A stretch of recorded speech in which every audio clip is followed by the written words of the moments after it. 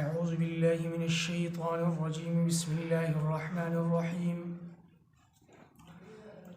قل هل تربصون بنا إلا إحدى الحسنيين ونحن نتربص بكم أن يصيبكم الله بعذاب من عنده أو بأيدينا فتربصوا إنا معكم متربصون.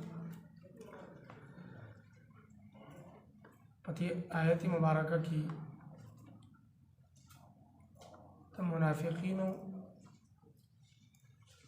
د مسلمانانو په حق کې د تکلیف د مصیبت د پریشانی او د شکست تمناو آرزو او د انتظار ذکر کی.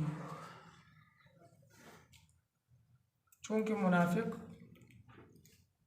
دا د مسلمانانو دشمن دی، د اسلام دشمن دی، نو په دې وجه باندې د مسلمان خوشاله لیدل نه غواړي او اسلام ته ترقی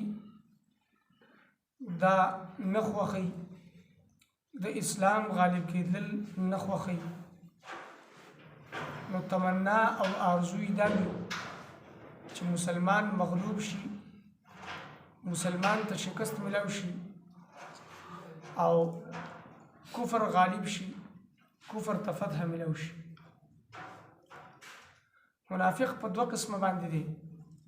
یو اعتقادي منافق دی چې هغه عقیدتاً منافقت لري، هغه کې عقیدتاً نفاق وي، لکه په ژبه باندې خو اقرار کوي چې زه مسلمان یم، د پیغمبر صلی الله علیه وسلم د رسالت منونکی دا اقرار کوي، لیکن د زړه نه دا منافق کافر وي.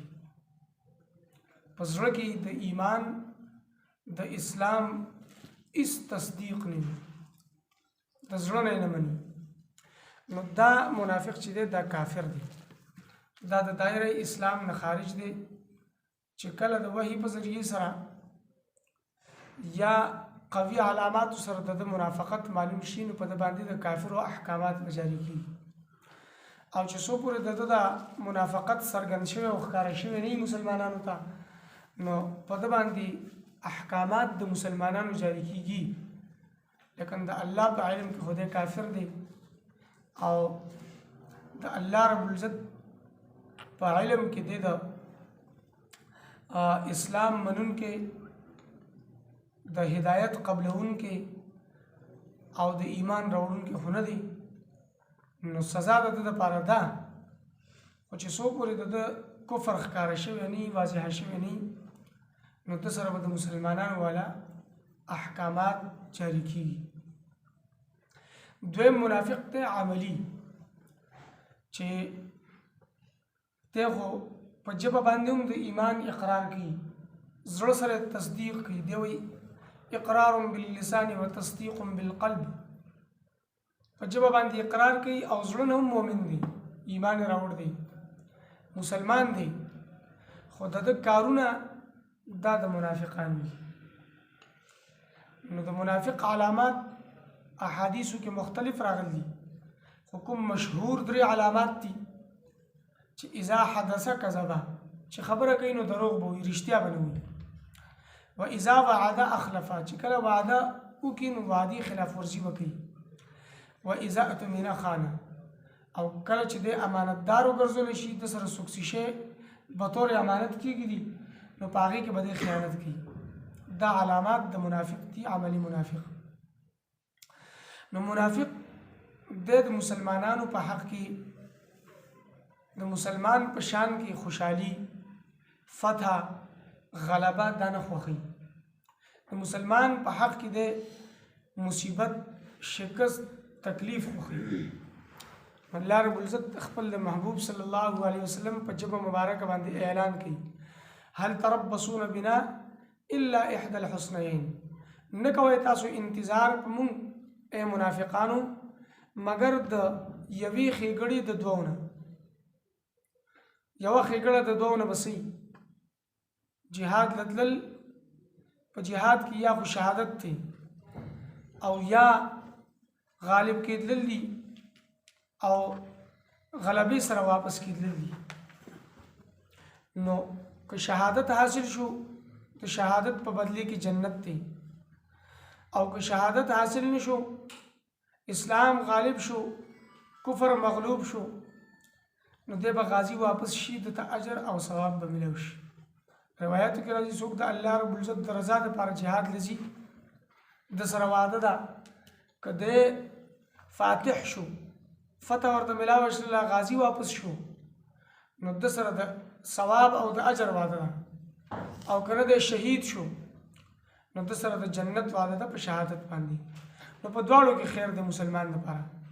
اگر که منافق هغه د مسلمان په شهادت باندې خوشحاليږي چې مسلمان شهید شو یا د مسلمان په ظاهري شکست باندې د خوشحاليږي، خو د دواړو کې مسلمان لپاره خیر دی او بهتري ده. ونحن نتربص بكم او موږ ستاسو انتظار کوو ای منافقینو ان یصيبکم الله بعذاب من عنده، چې الله ورسي تاسو ته عذاب خپل د طرف نه، د الله د طرف نه عذاب راشي، مصیبت راشي، آفت کې مبتلا شي، او بأيدينا یا موږ ته حکم شي تاسو سره د جنگیدلو د جهاد کولو، لکه څنګه چې الله رب العزت بیا د کافر سره منافق سره هم د جهاد حکم مسلمانانو ته کړو، او پیغمبر صلی الله علیه وسلم الله رب العزت مخاطب کو یا ایها النبی جاهد الكفار والمنافقین واغلظ علیهم، کافر سره مو جنگي جهاد ور سره کا منافقین سره ما نو زمون په لاسونو باندې الله رب العزت تاسو ته سزا ورسي، عذاب ورسي، یا به اساس مصیبت او صافت پتا سو باندې راولي. فتربصوا انا معكم متربصون، تاسو انتظار کوئ موږ انتظار کوو. تاسو انتظار څه دی چې موږ ته یا په جهاد کې شکست ملو شي یا به موږ جهاد کې شهیدان شو، او یا به موږ ته فتح حاصل شي واپس بشو. نو تاسو انتظار کې چې کله به شکست ملويږي یا کله به شهیدان کیږي، او موږ کوم انتظار کوو چې پتا سو باندې د الله عذاب به کله راځي، د الله سزا به کله تاسو ته راشي، هغه د الله د طرف نه وي او یا د مسلمانانو د لاسونو په ذریعه سره الله رب العزت تاسو له سزا راکړي. موږ د دې انتظار کوو تاسو په حق کې. قل هل تربصون بنا، او زما محبوب صلی الله علیه وسلم نکوي تاسو انتظار زمون الا احدى الحسنيين مگر یو د دوه خېګړو نه چې دا یو خېګړه خو موږ ته خامخا ملاويږي.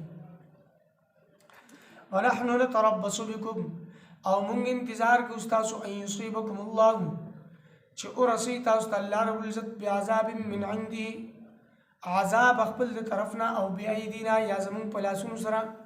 فتربصوا پس تاسو انتظار کوئ انا معكم یقینا ممتاز سره متربصون انتظار کوونکي.